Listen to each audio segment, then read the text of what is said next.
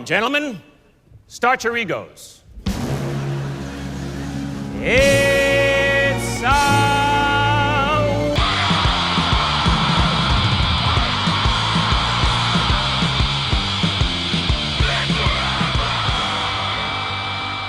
Hey. Hello there. Welcome to another episode of Oscar Bait. I'm Jenny. I'm Nat. And today we're going to be taking you through Beasts of No Nation. Yeah, it's quite a heavy one, so strap in. But before we get started, a little bit of news on the Oscar season front. One of the big lead-up award shows, the Independent Spirit Awards, has just announced its nominations. And it's looking pretty good for Beasts of No Nation, actually. Beast is nominated for Best Picture, along with Carol, which is the lesbian drama that's getting everyone so hot under the collar, starring Cate Blanchett. Oh my god, I just winked like Tony Abbott. Sexy wink.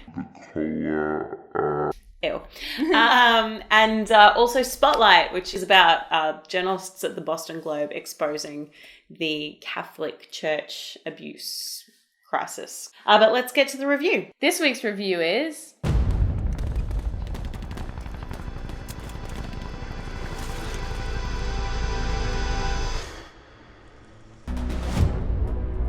You now have something that stands for you. It has put the weapons of this war back in your hands of youth, the young, the powerful. I'm a good follower, sir. Beasts of No Nation follows the story of Agu, a young boy whose family is torn apart by civil war, and he is forced into being a child soldier. Agu ends up a part of an army with a range of ages, not just children, all under the sway of the commandant, or commandant, played by Idris Elba. So, Nat, how did you find Beasts of No Nation? This movie absolutely blew me away. I had to kind of gasp after it was over. It was just so wow. It's a very heavy film, and there's a lot of moments in it that will really shock you. Very intense. It was actually I also found rather refreshing in a weird way, because it sort of sat with me. We watched this yesterday and I've been thinking over it. It's nice that it doesn't go outside of its context. It's all within that one world. And we were talking about this yesterday, how there's one moment where you see somebody from another country who's white, looking in sort of like from a UN vehicle driving past these child soldiers.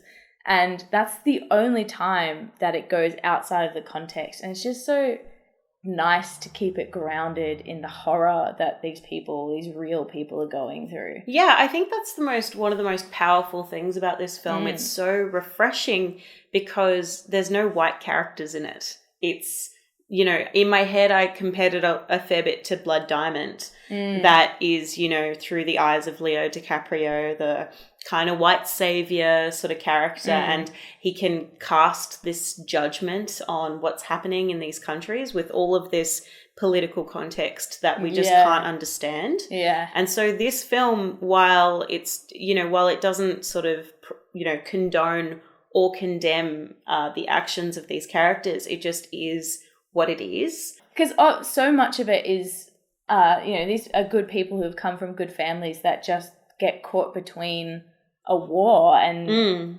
it's horrible, but things happen and you've got to, fight or die, I guess. Yeah, it's also this excellent, really dark coming of age story for the main character, Agu, who's played excellently by Abraham Atta. Look for him in the best actor list because wow. It's very impressive. He gave Idris a run for his money. But he grows really well throughout the film as well. Like his innocence really does slowly erode until he has this, amazing, I guess almost like 400 blows, Francois Truffaut kind of moment where he's just like, a crisis. I won't tell you what happens, but it's just amazing watching this child transform, and also transform under this really charismatic idol who also changes in his eyes.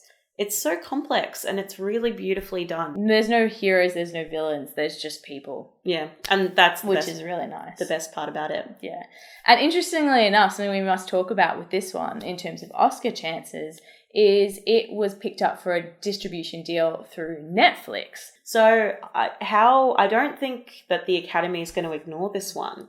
It's too good. Well, it's interesting because obviously there's been plenty of controversies in the Academy in the past in terms of what they're comfortable rewarding. So things like, stunts, and also there's always a big to-do whenever Andy Serkis is in a mocap suit doing amazing things. They're always acting. Like, give him an acting award, he's the best, but they won't.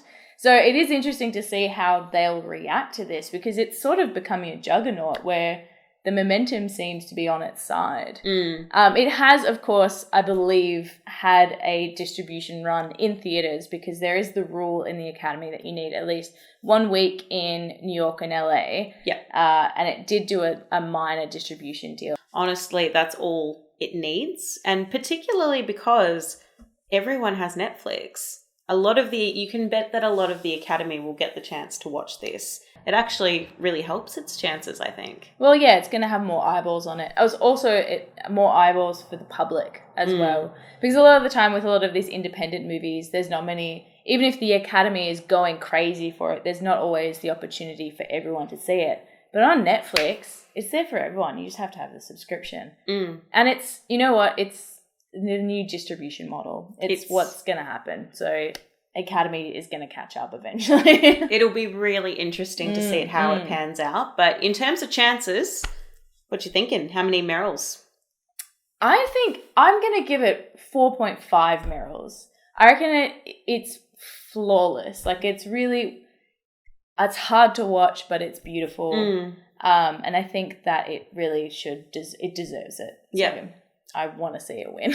I completely agree. 4.5 Merrills. And I think it's going to at least pick up nominations for actor and supporting actor. Yeah. Director. Director for Cary, Joji, Fukunaga, who previously made Jane Eyre, the version with Mia Wasikowska. And Fassbender. Which was quite beautiful. Cinematography, quite likely. Best Picture, obviously. I think Best Picture, definitely. Definitely, probably a few sound technicals. It's also an adapted screenplay. And screenplay for sure. It's a really great screenplay. This is a movie you need to watch, and if you have Netflix, just put it on now. You can do What you doing? What are you waiting for? You could learn all about horrible things in other parts of the world. It's Turn good. it on. It's good for you. So, tell us what you thought of Beasts of No Nation if you have watched it. Comment below with your description of your review and give us a like and a subscribe if you want to see more of our reviews. We'll be back soon. Catch you later. Boop. The subject matter is so heavy. You would feel a bit cheated if they didn't take you to these places. If they sort of kid gloved it. Yeah. It would have been like, what are you doing? This is a serious issue. You're coneying. No, what was that guy's name? The guy that made the viral video? You're viral videoing this issue. Bless the children.